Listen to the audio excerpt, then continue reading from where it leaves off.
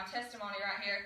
But I was desperate to get attention from people because my father never gave me the attention I wanted as a little girl, and so I sought attention in other people. And so I would do the craziest things to get people's attention. And I would stand up, if we were at school, I'd stand in the middle of the classroom and do something crazy just to get a guy's attention, or just to get somebody to say something to me, to say they're proud of me.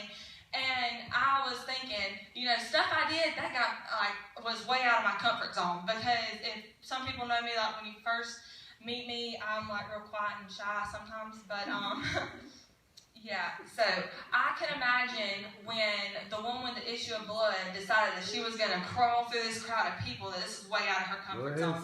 But she had a made-up mind. She said, I'm so desperate, and I'm positive that this man can help me. And when she got down on her knees, I can imagine that people, the people in the crowd were like, what is this woman doing?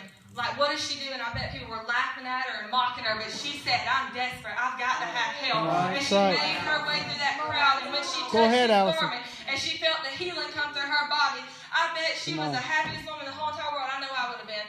And she went, and hope was restored in her.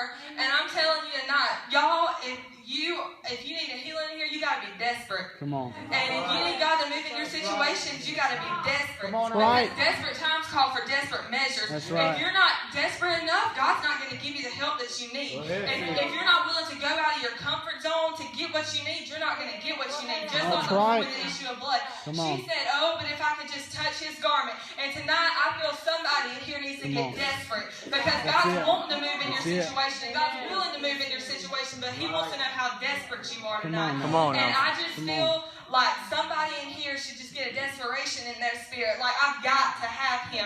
I've got to have a touch. I've got to have him move in my life. And if I don't have him, I don't know what I'm going to do. I'm going to die if I don't have him touch me. But I feel tonight that somebody needs to have a desperation in their spirit. And I'm just going to ask you, how desperate are you? Come on. How desperate are you for the Lord to move in your situation?